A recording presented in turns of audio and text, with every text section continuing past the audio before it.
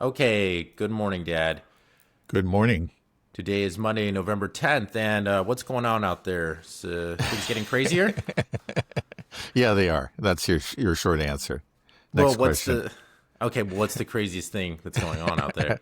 The craziest thing, I have no idea what the craziest thing is. Um so What about okay? How about let's start with like the MAGA Civil War. Okay, the okay. MAGA Civil War. Well, first of all, is it fair to characterize it like that? It's a MAGA Civil War over Israel. Is that a fair characterization?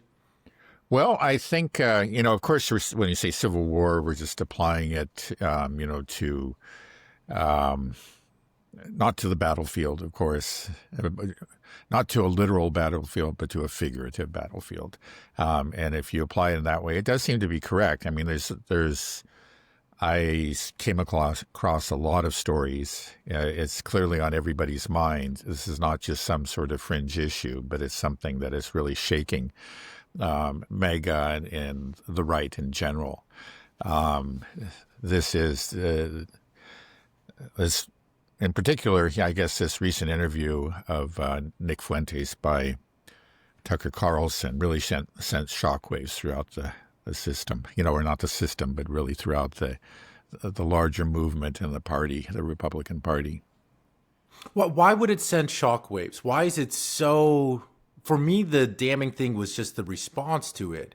Yeah. What Well, was so it's scary about the interview? yeah, right.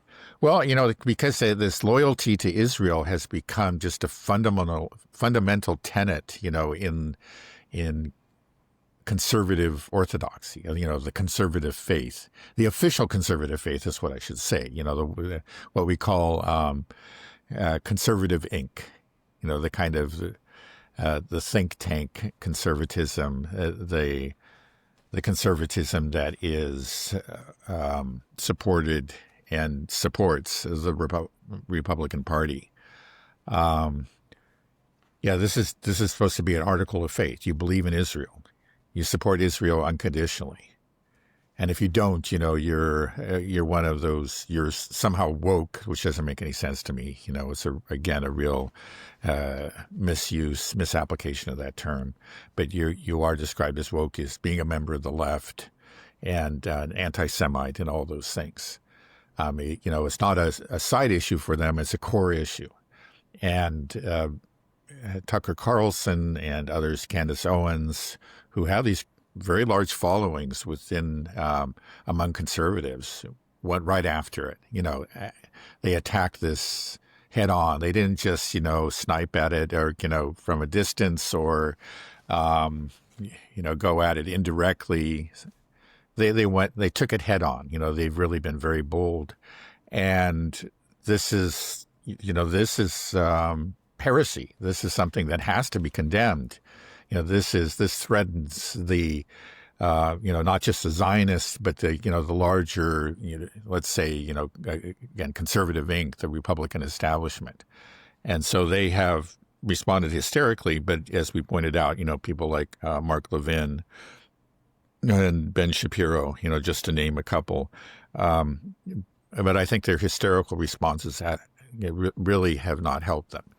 I think anybody who's maybe sitting on the fence and listens to that just is going to think, there's something wrong with these people. And, maybe dig further into the criticisms of Israel and Zionism, and of the U.S.-Israeli relationship. Right. I mean, I guess what kind of surprised a lot of us was just the hysteria at which the Zionists approached the Nick Fuentes interview with Tucker Carlson. But why the hysteria? Is it simply because they don't have an argument? Do they make an argument for Zionism? I think that's what, people would Well, like they to be able really to don't. hear. Yeah. They really no, they don't. That's the thing is at least, I have to say that and sit down and listen to the whole, maybe the whole speech or whatever. But in the case of Mark Levin, I did read his whole tweet, and it was just, kind of a word salad of insults and ad hominem attacks. That's what it was. I mean, it just seemed to be a complete meltdown. But in general, no, they don't. This is something, actually, a point that John Mearsheimer makes very, very effectively. He goes back to when his book came out in the early 2000s, The Israel Lobby, which he co-wrote with Stephen Waltz, the professor from Harvard. He said he was kind of naive. He thought, okay, we're beginning a conversation here, discussion. And he thought that maybe, okay, yeah, people just need to talk about this, which clearly they do. But he thought that there would be well-meaning, honest people, principled people on the other side who would engage them in a debate. And he was all for that. But that's not what happened. They just moved to shut them down, they were smeared as anti-Semites, and anybody who gave them some kind of platform was smeared as an anti-Semite. That's how it was. And he says that basically because if you do have an argument, a real debate about this, the critics of Zionism win and the Zionists lose. It really is an argument that you can't win. If Zionism is an argument that or arguments for Zionism just are going to fail out in the open. So it is necessary to just shut it down. And that's what we're seeing. Now, to explain the hysterical response, well, yeah, okay, this is something you're committed to. Now it's out in the open. And you realize that if you start, really making arguments with people like, Mearsheimer and so forth, not just Nick Fuentes, because, all these people can make very, very good arguments in Zionism, you're going to lose. So you just have to start screaming and hoping that that this genie goes back in the bottle, that the cat goes back in the bag. And of course, that's not what's going to happen. There's another aspect to it, which I think we have to acknowledge as a possibility anyway. And this is something that Tucker Carlson made when he was interviewed by Dave Smith. I believe it was Tucker Carlson, or was it Dave Smith? No, I think it was Tucker. But Dave Smith agreed with him. I think they had the same opinion on this issue. Said that some of these people, including Mark Levin, again, these are people that like Tucker Carlson knows personally, has communicated with personally. He says, that some of these people really believe what they're saying.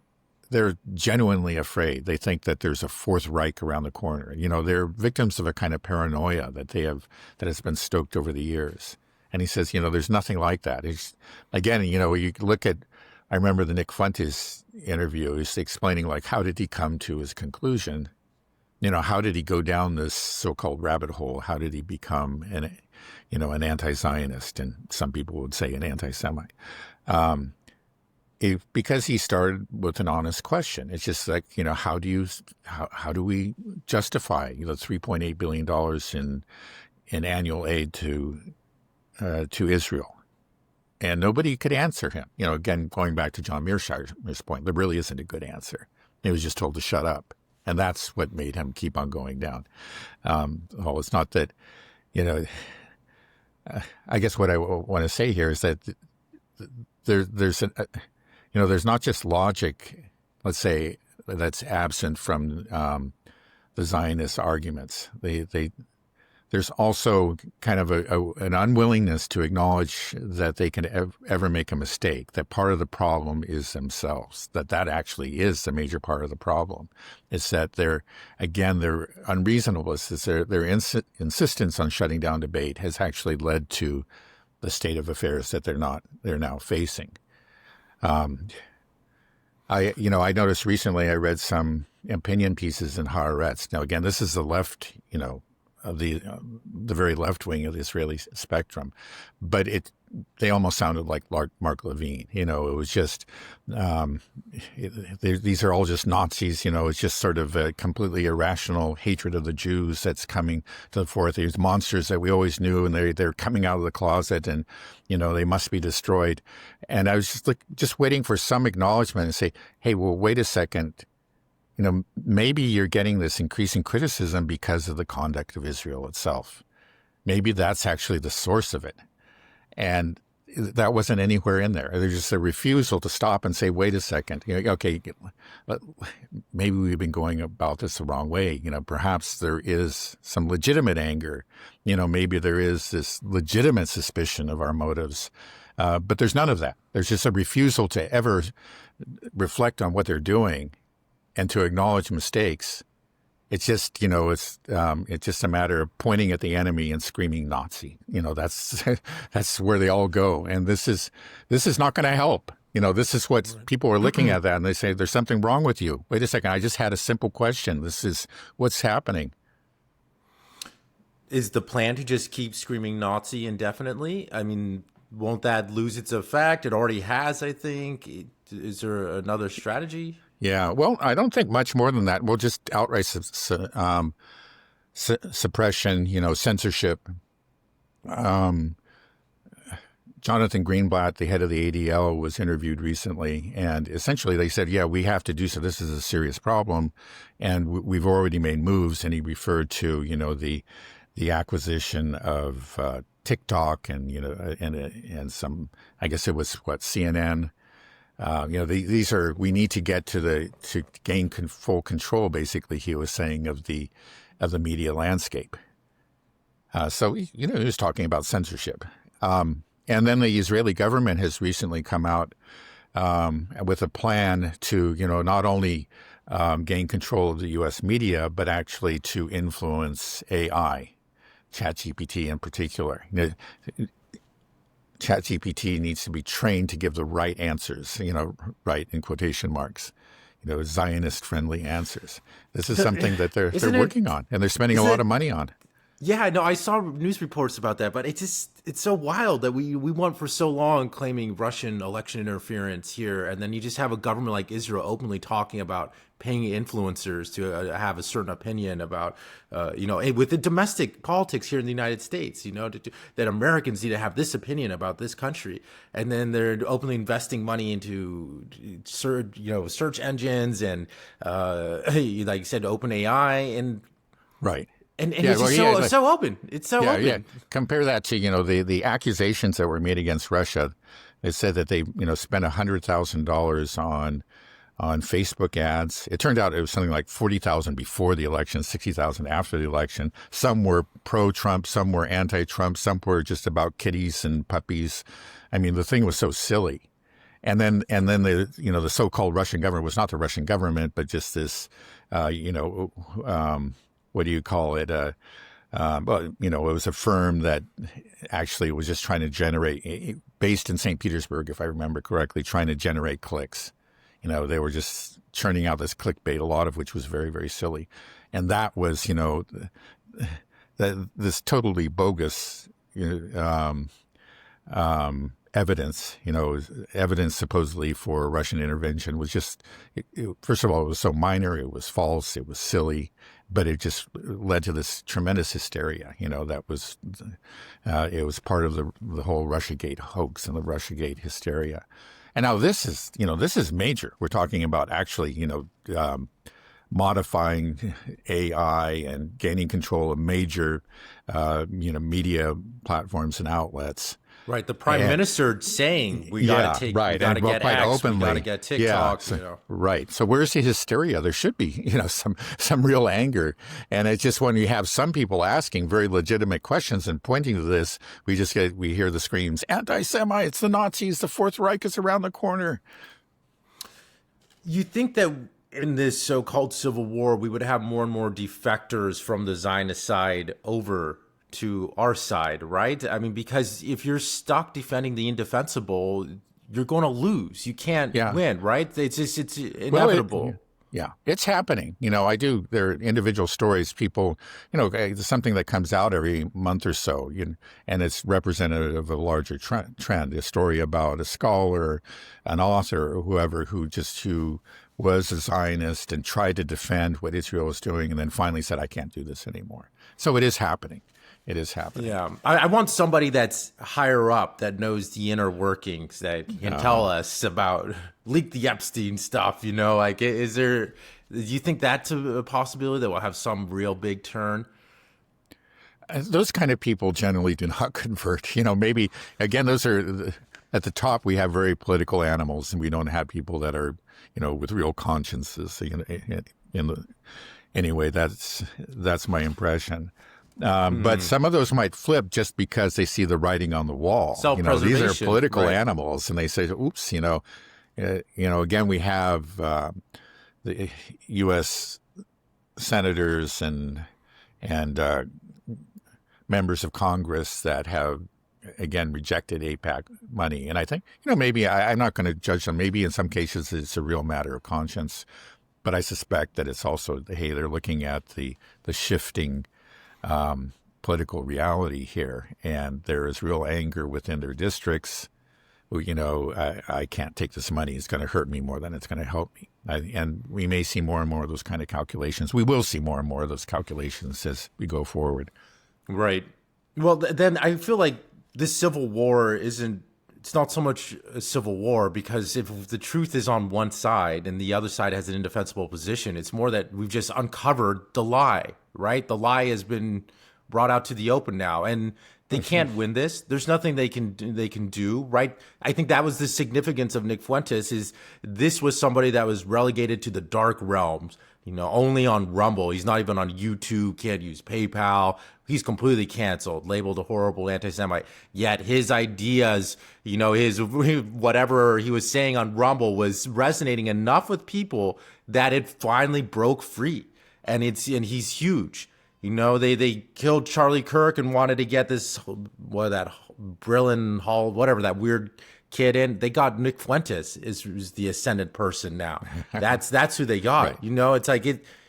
So you can't cancel these people. You already fired Candace Owens. You got rid of Tucker Carlson. You fired him. And they got bigger than ever. Right. So canceling doesn't work. This isn't a war. It's just an uncovering, an unraveling. Right. It's the great noticing. Is what we called it. Right. Everybody's noticing. Right. Yeah. No, that's a very good point. You can.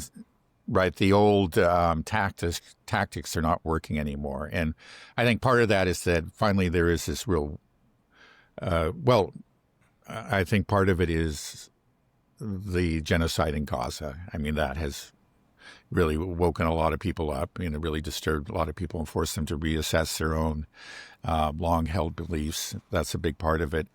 But then this is happening in an entirely different media landscape. The tactics of censorship and suppression that were used in the past just don't work. And you gave some very good examples. We fired Tucker, we fired Candace, and then they're bigger than ever. That, in the past, that wasn't true. These people got fired, like Joseph Sobran from the National Review, for criticizing Israel. And it's not like he completely disappeared, but it was, the megaphone was taken from him, and he continued to write, but he didn't get, nearly the readership that he had beforehand. So he was effectively canceled.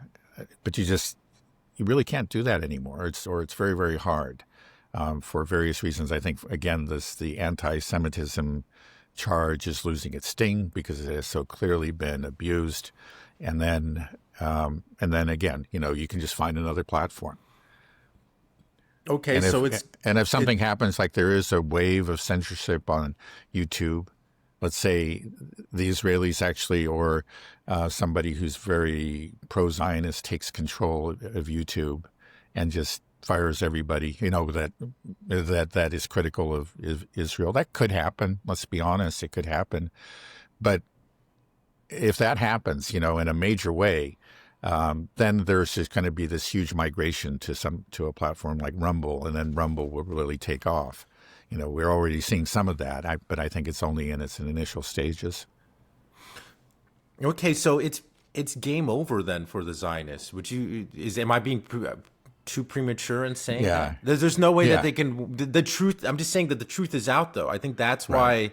You can't bottle that back in. Yeah, again, it's just like they still have a firm control and power. And actually, I think the thing to worry about, is that you have very, very powerful people that are very passionate about this issue, that have a passionate devotion to Israel. And for them, some of them, openly say that's what I'm all about is Israel. And a lot of them are Jews, but not all of them. You even have, Gentiles saying this too, which it seems to me particularly crazy. But you hear that. I'm all about Israel. And if it looks like they're really losing their grip on power, we could conceivably see some kind of coup. I mean, I think that's a possibility. Whoa, really? Yeah, well, I'm not seeing it anywhere in the immediate future, but just think about it. I mean, you just have this fact. You have these people that are, again, extremely powerful. Well, actually, and isn't it already happened? I mean, really, we didn't really think of, Donald Trump basically is owned by the Zionists. He was talking about ending all these wars and whatnot and reducing military spending, and he comes in, and now we see what he's doing. Yeah, I'll bomb Iran for you. We'll keep on sending you more weapons. Yeah. Come over Netanyahu again and again. It's like the coup's already there. That's what the government's been since like 1968. Right. We've been right. You could say that in a way, but we still have, at least on paper, and on the surface, a democracy here, a constitutional republic with regularly held elections. But I guess, there has been this undue influence, going back to the 1960s of this Israel lobby on American politics, no question about it, and it has continued,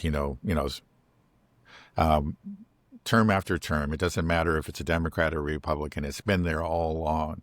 And but I'm talking about something a step forward, just sort of going from it's still, it's influence, but it's not outright control. It's not an actual coup, where we say we're not going to hold elections this year. And that could actually happen. I mean, you think Trump could do that? Trump would be like, he's floated the idea of a third term. Do you think that he's like, you know what? I don't know. I mean, the thing is with Trump, he's just so. I don't think so. I don't think he has the guts to actually go against these people. But I might be wrong. He's old too. Yeah, and he's old. You're right. I think somebody to. Yeah, Who knows though? People get crazy when they're old. Yeah, well, right, and he's Trump, so who knows what he can do? I'm going to make no predictions about Trump. We'll just leave it at that. Yeah, well, it's the craziest story of our time. I think it's a seismic shift for this country, and it's changing so quickly that I think a lot of people haven't even really noticed. That maybe aren't following too closely. But I'm curious what's going to happen to the evangelical Christians here in the U.S. because if so much of their faith has been wrapped around Zionism, and we're saying that Zionism itself is dying, that it's going to lose this war because it's indefensible. And then when people are presented with this, I think what's going to happen, you're going to have a split with the church, within the church. And I think some of the most probably fanatical people that will go attack Israel and Zionism will be those Christian Zionists that maybe felt like they were used, if they were lost, and then you have half that just stays hardcore faithful Zionists. Right. I mean, what's going? It's the biggest. I don't know. That's faith kind of this country. Right. It's like right. No,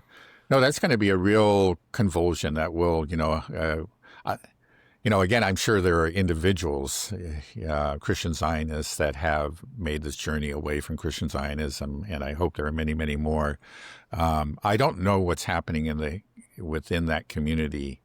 I'm sure that they're aware of it, but they're going to be standing with their fellow secular and Jewish Zionists right now. I've seen many pastors, Baptist pastors as well, speaking out against it. And I feel like those people, when they put their content out there, or they speak when they speak on the subject, because it is the right stance, like we said, Zionism is indefensible. Right. It just automatically resonates with their congregation. Right. It resonates with people online, and it will just start to win out. That's the whole thing we're talking about. I think, in the end, I think it clearly is incompatible with any sort of genuine Christian faith.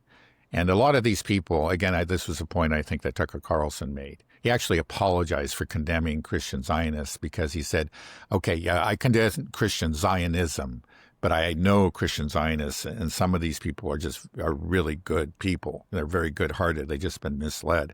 And so the question is, like, when deep down, are you actually a Christian or are you a Zionist? You can't really be both. And some people think that they're compatible, but at some point they'll discover that they're not. Some of those people will go on and become some sort of, will just remain fanatical Zionists because that's what really attracted them to it. They actually like the killing. And unfortunately, I think I see that among some individuals when you hear some of these people talk. I think they actually revel in the military power and, and the violence that the IDF wreaks on its opponents. But others are, deep down, they really are Christians. They take their faith seriously. And when they discover what's going on, I would think that they would reject it if they actually see, if their eyes are open to it. So we'll see, but that's going to have huge repercussions if there is a major break within the evangelical community. Because that has been, I don't think it's really the most important pillar for Zionism in this country, but it has been one of the pillars of Zionism. And if, that falls or that splits in half, that again greatly weakens the Zionist hold on this country, or significantly weakens it. Right. You're talking about how some of these, how they talk and celebrate what the IDF does. And it just made me think, this type of speech that we're seeing publicly we've seen it from Israeli officials, we know, but within our own representatives, our own congressmen, the way they talk, like Lindsey Graham saying, we kill all the right people. Randy Fine saying, kill them all. Hashtag bombs away. Showing a picture of a dead baby in the rubble and says, I feel great. Thanks for the pic. Let the streets of Gaza run with blood. That type of language, has any modern country other than Israel, we know, speak that way in past wars in the 20th century? Did the Nazis, like when Hitler gave speeches, was he saying stuff, kill them all, we kill, or politicians saying, yeah, we kill all the right people, and everyone's applauding, let the streets run with blood? Like, this type of language is so damning, so horrific. Yeah.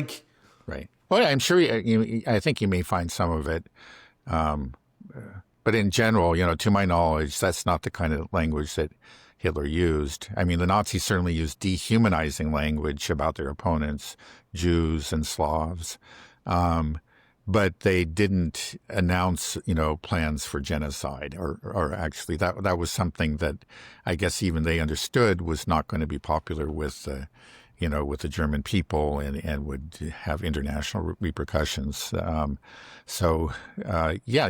it is. Again, this is. I'm sure you can find it, but I can't think of, not in living memory, of anything like this. Again, where you have people openly, celebrating, really obvious atrocities, and that applies to Israel too. The old Israel, did terrible things. Not as terrible as what they're doing now, but they had a sense of, let's say, maybe not exactly shame, but they were aware that this kind of thing was best left in the shadows. If you could deny it or if you could spin it, and if you actually were caught, you would apologize and just say it was a bad apple. That was the approach that they used to take. But now you have all these people taking selfies and describing what they're doing, and whether it's the West Bank or Gaza, this is a constant thing. And then you have leaders within Israel that, including Netanyahu himself, openly talking about genocide. This is a difference. It's a real change. Yeah, it's terrifying. And it's amazing that, that our country is doing this, that we're part of it, that our representatives, our politicians are saying things like this, and the whole world sees it. These screenshots get taken and they get spread and they get viewed by millions of people around the world, can see that the United States says, kill them all, let the streets of Gaza run with blood. Like, what do you think that does to any sense of legitimacy you have as a hegemon if you speak that way? Right. Well, of course, we're not talking about the actual head of state. No, but prominent Trump politicians gets pretty close to that kind of thing. Yeah, sometimes. He says stuff. Right. Yeah, right. Not quite like what Randy Fine, but yeah, of course, it damages our soft power. I think there's no question about it. Yeah, I'm just wondering, can you just tell me what the argument for US hegemony is? Like, what is it now? Is there any argument that people can make for it at this point? Okay, well, I think you can make sort of a broad philosophical argument that a hegemon, in theory anyway, can maintain peace. And this goes back to this is based on a historical, it's a historically grounded view, let's say. It goes back to the Pax Romana as approximately 2 centuries when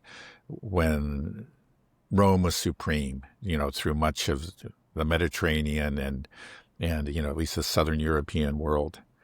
And in that time, it's just because they were the hegemon, they had defeated all their rivals. There was relative peace throughout the realm, and that led to economic prosperity, and in general greater well-being for the people.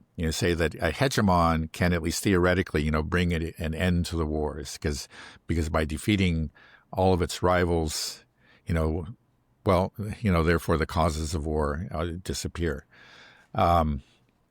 So I think that there's that thinking is that we need to have, and this phrase has been used, a Pax Americana, essentially, that we, as a global hegemon, I remember seeing these arguments come out, especially during the 1990s. We need to establish the equivalent of a Pax Romana. And by doing so, we can actually, bring peace to the world and an end to all wars. Again, by defeating our rivals, those who dare to resist us. Maybe in the early 1990s, that wasn't such a ridiculous notion. It seemed like that could, theoretically work out, but it clearly hasn't. And in fact, it's this notion of a Pax Americana that has led to so many wars, so many unnecessary wars. Again, so many of the wars that we see out there are really a consequence of this kind of thinking. So it simply has failed.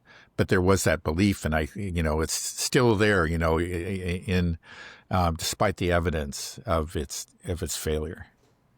Do you think it could have worked? There could have been a Pax Americana. The U.S. hegemon could conceivably have worked if Zionism wasn't around, and let's say when the pro-NATO expansionists won out in the 90s under Clinton. If those two things seemed to happen, do you think that it's possible? Because at the end of the day, as long as you're not debasing your currency through all these wars, you're not attacking people and doing all these sanctions, then theoretically, you could be just a benevolent leader. It's just like having a good king versus a tyrant type of thing. Right. Right. And for, I think a period of time, of course, the U.S. wasn't the global hegemon, but during the Cold War, we represented approximately half the world. And we did provide a lot of public goods. I think that, and I think many countries were in fact eager to be part of our system, because there was, there were security benefits from it, but obviously clearly economic benefits. And the use of the dollar was actually just made trade easier. It was a global reserve currency does have its benefits. It does facilitate trade. And, but obviously we abused our privileges, as we've seen. We've begun to weaponize these advantages to punish rivals, and that is what's bringing us down. People are seeing the downside to being part of the American-led system. Now, could it have worked? I say, in the end, really, no. It's just because it was inevitable that Russia was going to rise and China was going to rise and other centers of power were going to rise. And eventually, this was not just a natural state of affairs that we were always going to be on the top. It was an accident of history. It was World War II, followed by the Cold War, the collapse of the Soviet Union. And for a moment, that was the unipolar moment. We were the supreme power without a rival. But that was a temporary, historical accident, essentially. And it was eventually an equilibrium was going to be established. It's just inevitable. It's not that, Americans just have these magical abilities that no one else has. Clearly the Russians have them, the Chinese have them, the Indians have them, the whole world has them, and these other powers were going to arise. And they have. It's over, and it should be admitted. But I think there is a great reluctance to admit the new reality. Yeah, well, you say how we're getting into all these wars. Since the collapse of the Soviet Union, it seems like all the wars were in the Middle East. Were all these wars essentially because of Israel? Like if we didn't have this special relationship with Israel, if Israel didn't have this undue influence over our country, would Yeah. any of this happen? Just like to think about like the trajectory, like how it could have been, all the Yeah. lives saved, all the money saved. Here, everything's getting expensive. They're talking about 50-year mortgages, be in debt for the rest of your life. It's just crazy, you know. So I mean, Yeah.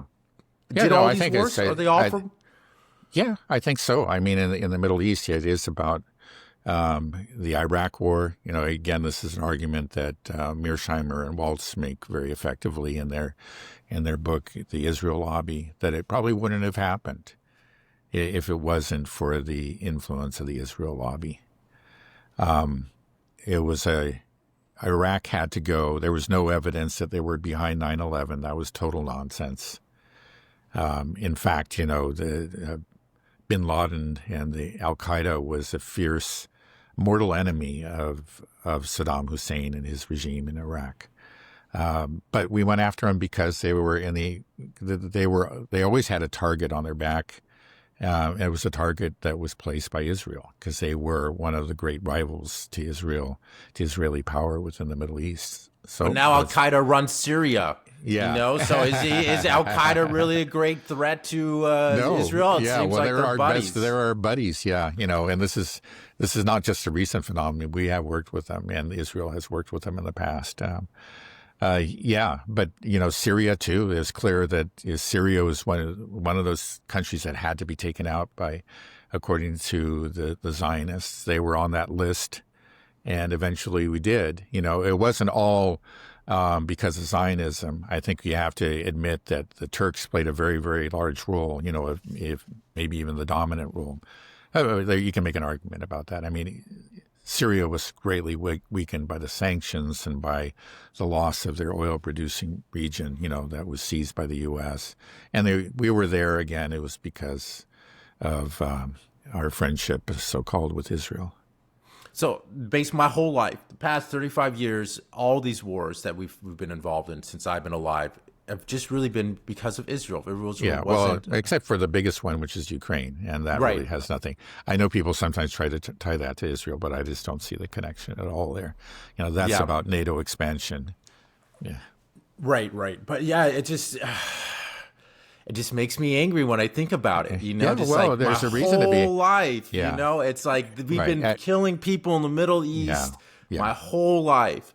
You know, demonizing them just constantly. And it's all for what? Just because Israel wants to create greater Israel? They want an ethno-supremacist. It's just, it's so, this is why they have to be terrified.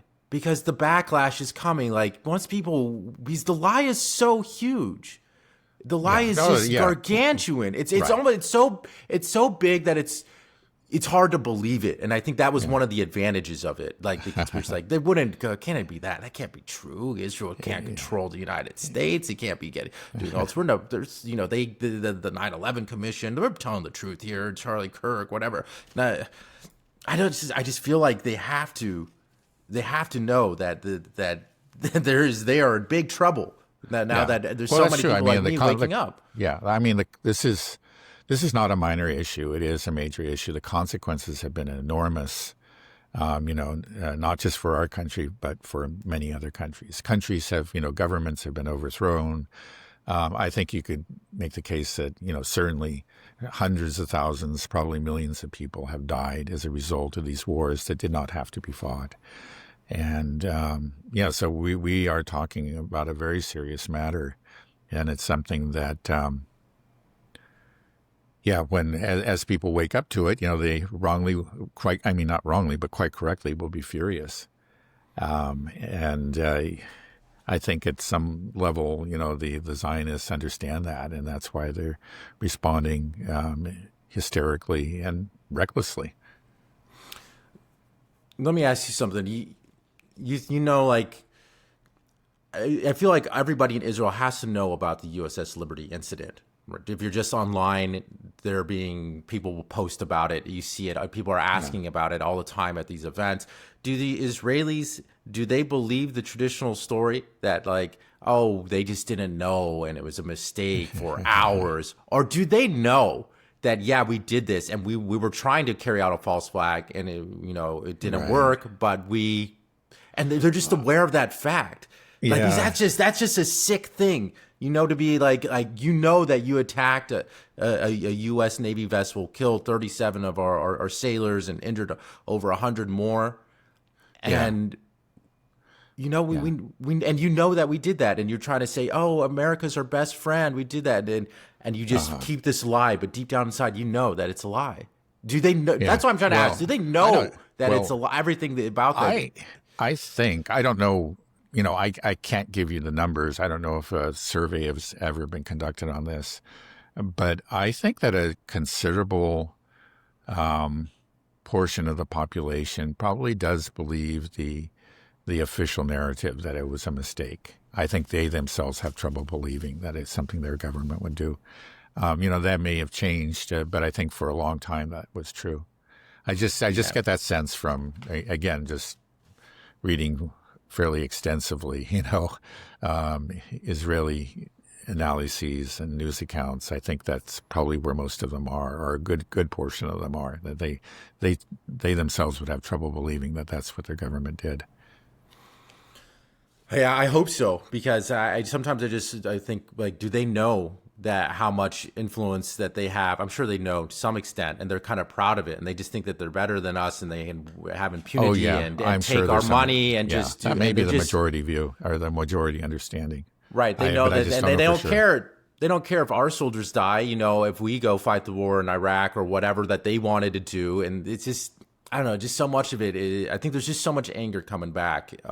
And so they should be afraid. And I don't want mass slaughter the other way, obviously. No. I don't. I just want this relationship to end. I just don't.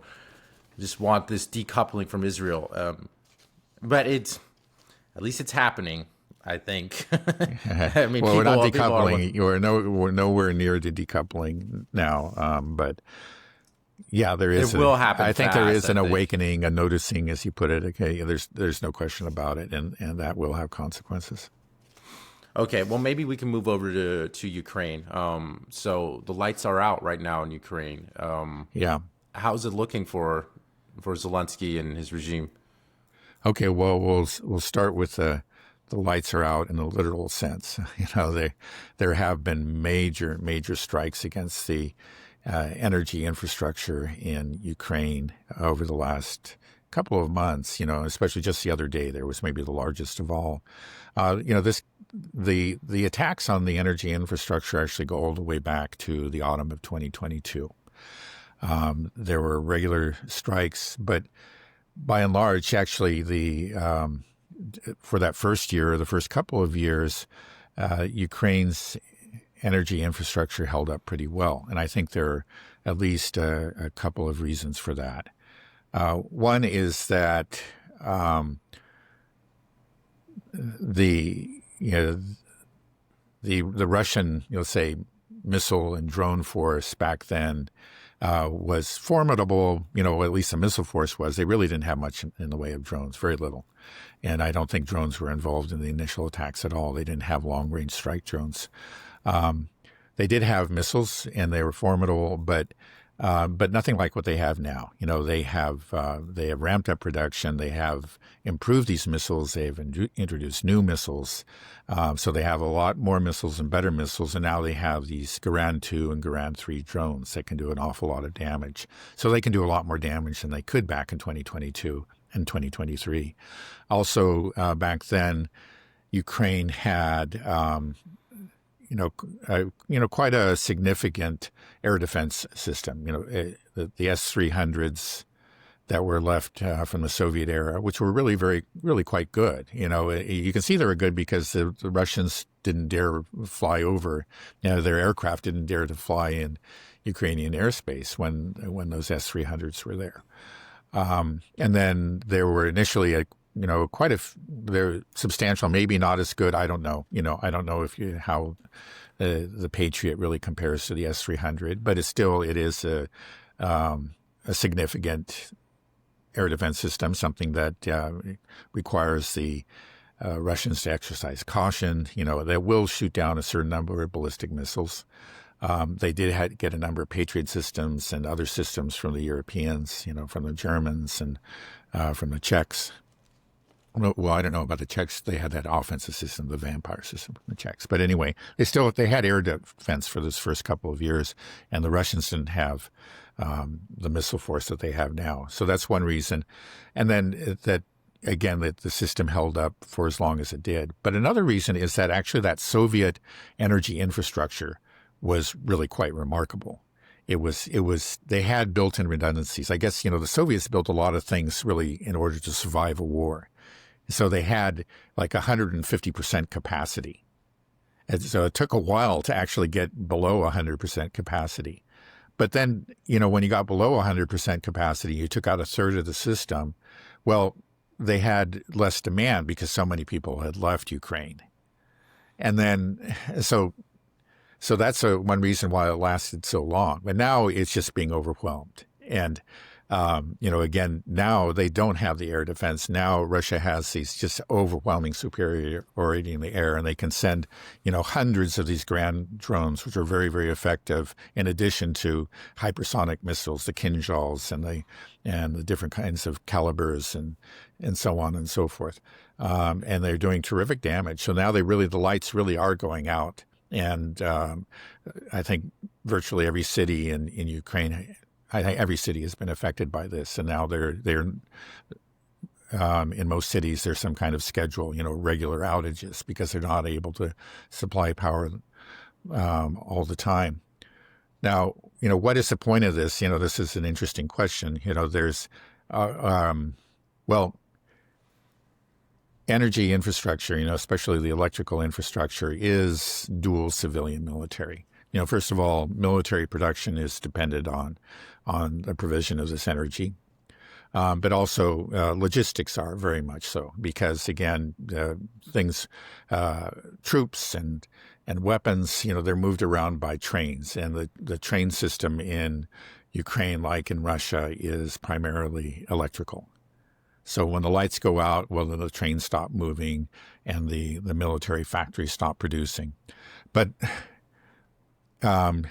so I guess the question is, now that they've really taken the system to the point of collapse, it's already has suffered some really severe blows and has been greatly reduced, by these strikes. They're right at that point where they could actually just shut it all down. Are they going to do that? Well, probably not. And, one reason is that it would cause, mass civilian suffering. And again, these are, you say, well, maybe they don't care about that. I think they do. Again, a lot of these people that are going to suffer are, to all intents and purposes, Russians. But, even I know this is probably ridiculed by people in the West, but the Russians, by and large, even, regard the Ukrainians in West Ukraine as a brother people, a Slavic people. This is not something that they want to bring about, but they've brought it to the edge. And I think what that does, it just gives them an option. Let's say if, maybe the time comes for that big air offensive that we've been talking about for over 3 years. Maybe one day the Russians will decide the time has come to do it. The front lines are so weak, we can just break through and start moving rapidly in the rear. And when that happens, maybe that could be coordinated with a general shutdown. So then, right before you launch the offensive or simultaneous with the launch of the offensive, you just shut down the electrical grid completely. And the Ukrainians are completely unable to move, their troops around. They don't know where this offensive is going to start. And you started at one point, what the normal reaction, what the Ukrainians would respond with is a transfer of troops to that point and equipment and everything. And then if you shut the whole thing down, they can't do it, right? So maybe they're saving it for that moment. Another argument is, and these are not mutually exclusive, is that it's there in reserve as an option if NATO actually comes into the war, and that they could do it. So anyway, I think that's what we're looking at. Do you think then we are really finally getting towards the end of this war now, or the moment of truth when NATO has to decide whether or not it's going to get more involved? Yeah, right. Yeah, I guess I really wouldn't. I don't know. Like I say, it's very hard to predict. Well, But let me just say, we're seeing a little bit, evidence of an incipient collapse. Maybe it'll go on for a while, before the full collapse will happen. But as we've discussed earlier, there has been the one place where the Russians have been advancing most rapidly is south of Pokrovsk. They're actually advancing on both sides of the boundary between Dnipropetrovsk and Zaporozhye, those two regions, heading westward towards the Dnieper. And anyway, this is just the other day. They actually took a good-sized town, Uspanovka, which is on the other side of the Yansha River. They just crossed the Yansha River at several points. They're again moving much more rapidly than they have than they are moving in other parts of the line. And then they took this town, which normally would take weeks, or even in the early stages of the war, months or longer to take. They took it in less than a week. Just a very few days. They took the whole thing. And apparently the reason for that is that the Ukrainians had a unit there that they were forced to move it up the line a ways to meet a Russian advance. And when they did, it was just almost completely undefended. And this is an example of just like, again, where their defenses are so threadbare, they don't have those reserve units in the rear that they can move in and plug the holes. So we're just seeing that. So the Russians just moved in. And another thing I've heard about that line down there is that there are sections of the line where there is just basically no infantry. I think that was true in Uspanovka. And all that they have are drone operators. Again, and the fact that they have the drone operators means that the Russians have to at least exercise caution. But it's clear, we've talked about the outsized role of the drones. They are very important. So one reason why the Ukrainians are still in this war is that they do have, a significant drone force, and they have a lot of very experienced drone operators. But you can't rely on them entirely. That's one thing that's clear. They're saying they did have them there, but they didn't have any infantry. They didn't have any artillery. And you do have to have those things to hold the Russians back, to make it a battle. And again, in the end, the Russians will win, but, it would take a few weeks rather than just a few days. And just relying just on the drones just can't do it. And I think so. We see in places like that an incipient collapse, and it may be indicative of what's going to happen up and down the line in the near future. But I'm reluctant to make that prediction because, again, we've heard that before in the past. It doesn't mean it's not going to happen. It will happen, but it just may be sometime yet. I don't know. You're saying that the two options that you're kind of weighing for the turning off the lights in Ukraine was, well, one, if NATO enters or if they're going to do a big air offensive. Do you think there's a possibility that they would shut it off in hopes to incite a coup within Ukraine? Yeah, I don't think so. I don't think that would be the effect. I mean, you just have a poor, unarmed population that's suffering, a lot of them elderly, especially in the eastern part, which is the most Russian part. I don't think they're going to do that, but who knows? Maybe they have some intelligence to suggest that it could lead to civil unrest. Okay, well, it really feels like we're getting towards the end game for Ukraine. There has been a shift in opinion. I just saw the other day in an important poll. It was conducted by the Institute of Sociology in Ukraine. So again, we're not talking, this is not a Russian source of information, it's the Ukrainians. And they showed that back in not 19, but rather 2022, at the beginning of the war, only 4% of the population said that the Ukrainians should just accept the Russian terms.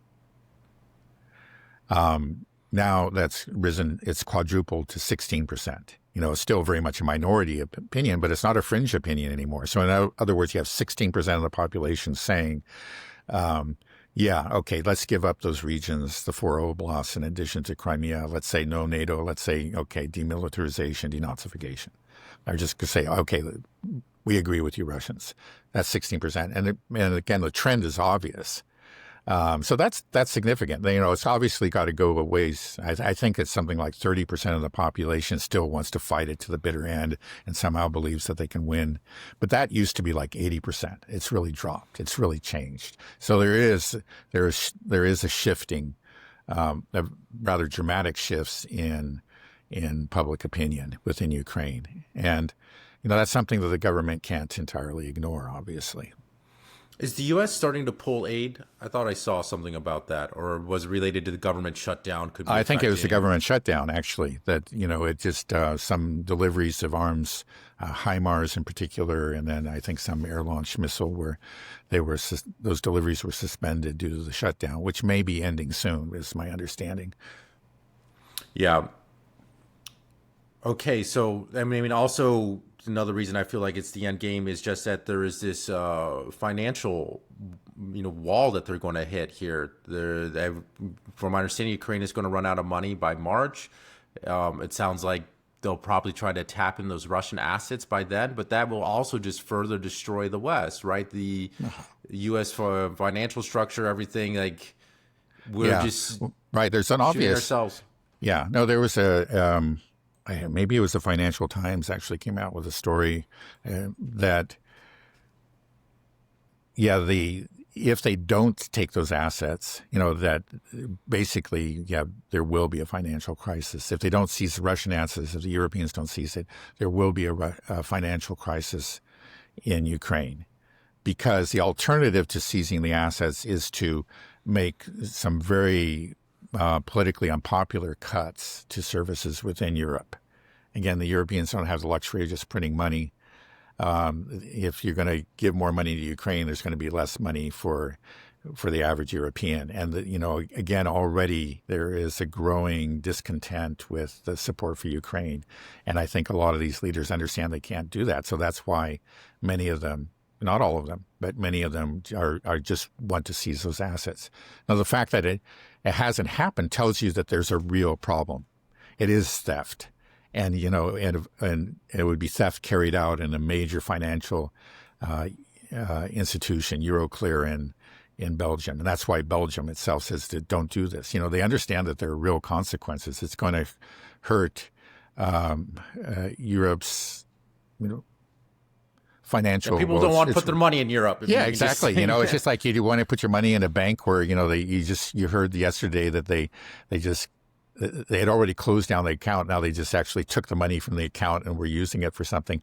It's just like, I think I would put my money in another bank. That's the natural. And again, many of the Europeans understand it, particularly the Belgians, because that's where that institution is located. So there are some, let's say there are some real world constraints to, as long as it takes. It was really easy to say that, but you just kind of were assuming that you had infinite resources, the West does, and it doesn't. It clearly doesn't. They've run out of weapons. The stockpiles are pretty much completely drawn down. There's very little left in those, and everything is being pulled off of production, and that's limited. Even though I've been hearing this brave talk about ramping up production, I guess they've had some limited success, but just not nearly enough in doing that. So there is support for Ukraine is coming up against these hard constraints, and meanwhile the Russians just grow stronger. Yeah, no, this war has been so awful on so many levels. I mean, you think just how Europe and the U.S. were mortgaging our future to finance this war that is doing what? We've also completely run out of weapons and left ourselves bare and showed to the world that we're a paper tiger. And then the most horrible thing that we've attributed as well is just the people. Yeah. There's just hardly any more Ukrainian men left. So it's like we used up all of our money, used up all of our weapons, and used up all the Ukrainian men. Yeah. For No, what? it's horrible. That's right. And the Russians actually have let's be honest, they have provided off ramps. They have offered deals that involved real compromises that would have been politically unpopular within Russia and would have actually hurt Putin's standing within the Kremlin and within the government in general. Initially, there was the offer that was made immediately after the launch of the SMO. We can go back to Minsk, but we don't need to that. Just since the war has broken out, they were ready, to pull back entirely, give up everything. They took quite a bit of land in those in those first few days, those first few weeks, and they were willing to give it all up. They offered to, and they, in fact, as a goodwill gesture, again, retreated from Kiev. But that was torpedoed, as we all well know, by Boris Johnson and the Americans. Some people question the willingness of the Kiev regime to actually carry through on that, and I think there's a reason to be skeptical. But if they had been pressured, by the Americans and by the Brits and others to say, "Hey, look, you better take this. This is the best deal you're going to get," I think there's reason to believe that they would have done it and they'd gone ahead and signed it, and maybe the war would have ended right then. And then more recently in this year, there was apparently an offer made by the Americans, again, that we've talked about, and the Russians agreed to it. They had to make some real compromise, something that would be politically unpopular. Again, it was going to hurt Putin politically, but it could have ended the war. But then the Americans actually, as we discussed earlier, and Alexander Mercouris has done a wonderful job at describing this. The Americans actually reneged on their own deal. The Russians have offered these off ramps, and they haven't been taken. And it's just, in the end, it's really monstrous, because it means hundreds of thousands of more people are going to die. And, and in the end, the deal that you'll have in the end is going to be a lot worse than what has been offered to you. That's where we're headed. Yeah, but the big question is, can any politician in the West stomach that fact, or will they go to war? Yeah, well, and then it could be even worse, right? I know. Again, I'll just repeat what I've said before. I don't think they will, because of they actually still, I believe, this was something that was revealed by the former head of NATO, Stoltenberg.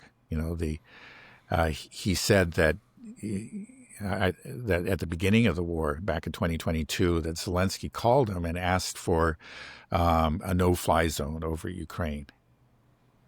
And basically told him we can't do that because that means World War III. That means that we would have to destroy like air defense sites in Belarus and in Russia proper, and then it would be NATO against Russia, and we just can't do that.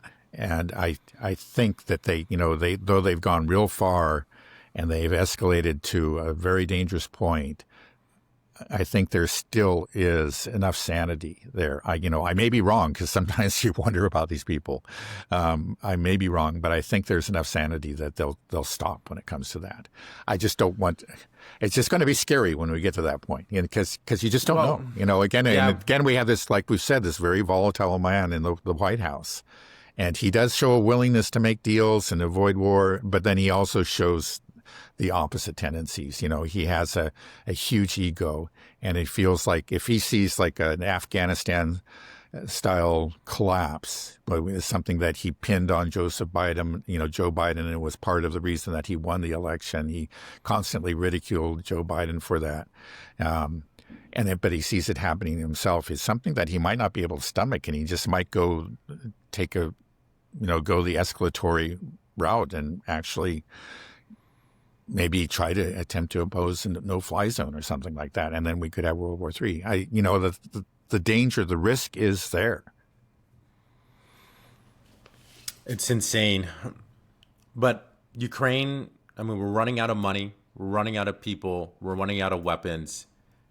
If they don't escalate and go intervene directly, then this war will be over soonish, right? We're saying, we're running out of all these things. We'll see. This is going to be a hard winter for Ukraine.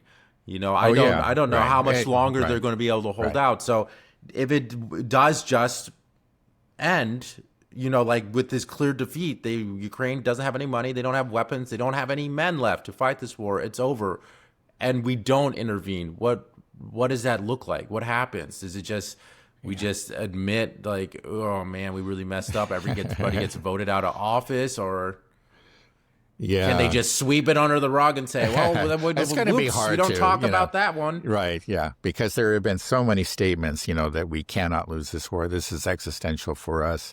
Western hegemony is on the line, as Boris Johnson said. It's going to be hard for them to walk it back. They'll try, and they'll have at least some limited success if let's say, the Russians stop at the Dnieper or something. You say they wanted to take all of Ukraine. They only got 30% of it, or 35%. I don't know exactly what it would be at that point. So this is a great victory, and Russia has basically been destroyed. Which will be a lie, but they'll say it. But I don't think it's kind of, the best possible outcome. Yeah, probably. Right. It's just the typical, declare victory and go home after you suffer a humiliating defeat. That's what we got to hope for. And it'll convince some people who are not paying attention, but a lot of people, even within the West, are not going to be convinced by it. And the Ukrainians, I think the Ukrainians have a better, in general, their understanding of the conflict has been shaped very much by Ukrainian propaganda, which has been, kind of amplified by Western propaganda. But they know what's happening. Their loved ones, they're coming back in coffins, and why, we see the press gangs operating in the street. People don't run for their lives if they're really confident in the Ukrainian army, right? They aren't. There's obviously, even in Western Ukraine, there is a growing understanding that things are not going well. I'm worried that in 5-10 years, as long as we don't have a nuclear war, that what's left of Ukraine will turn against the West, and it could be a hotbed of terrorist activity towards the West. Because, I just think that as if I was a Ukrainian, I would be so upset with the West. You promised us all these things. We got your back. You can don't sign the peace deal. You can take on Russia, no problem. You can beat them. Keep on going. Don't force conscript. Get more men. Don't worry. We got your back.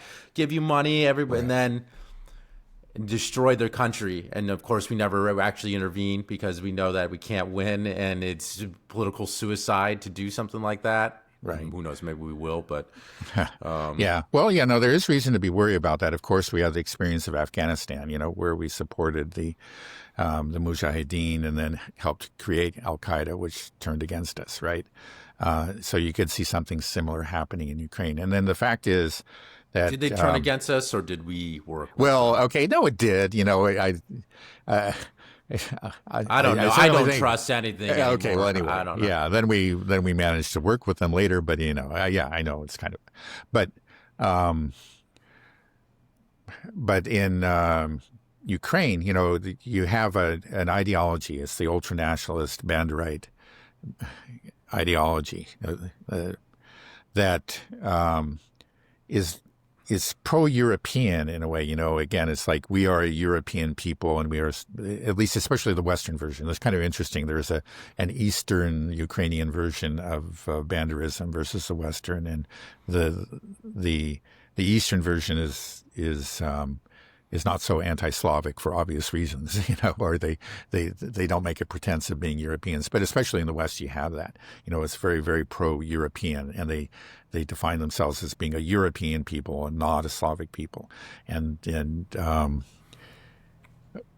But even though it's pro-European in that sense, it is not pro-EU. And in fact, they regard part of their mission is, well, first of all, to defeat the Russians, but then to overthrow EU governments, to create a racially conscious Europe, that is reconstructed along Banderite lines, and that's something that you find has always been a part of their ideology. I don't think it's ever gone away. This current alliance is an alliance of convenience. they have a common enemy, so they're working together. But when all is said and done and this war ends, and I think, of course, I expect it to end very badly for the Ukrainians, they will look at these Europeans and say, well, these are our enemies. They failed us. And yeah, I don't know how they would do it, but yeah, they may actually turn their guns on the Europeans. I don't think they're capable of actually invading them, but they could become a real serious problem, a source of terrorism, for example.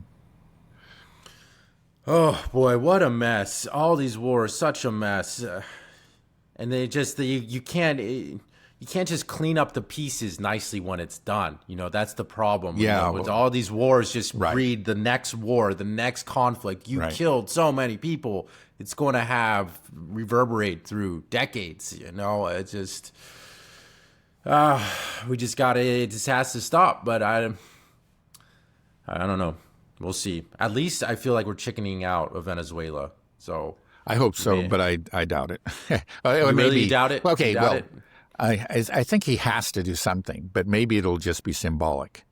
That he'll find some sort of base and say, oh, this is a cartel base that we have identified in the jungles of Venezuela. And it'll be, nothing of the sort, but they'll bomb it, obliterate it, to use Trump's language, and then go home, declare victory. We've struck a fatal blow to the cartels, and it'll all be nonsense, but maybe it'll allow Trump to walk away with it with his head held high, to maintain this, this image that he worked so hard to maintain, of the tough guy. Yeah. It's just once you start these engines of war, I'm realizing how difficult it is to turn them off. I was naive. I thought that we can end the war in Ukraine, no problem. Just stop it, right? I said we can end the war, with the Gaza genocide. Just have to stop sending them weapons. And you just realize it's just not so easy. And even with this so-called ceasefire with Gaza, Israel just turned around and just seems to start war back up with Hezbollah, just bombing the crap out of Lebanon now. And just can't you just stop? Don't you want to stop? This has been bad for everybody. This is destroying Israel, destroying everything that you're supposedly about. And I guess they're about this. Actually, never mind. So yeah, right. Well, it's Zionism, and in particular, it's Netanyahu. Again, he's in a tough position.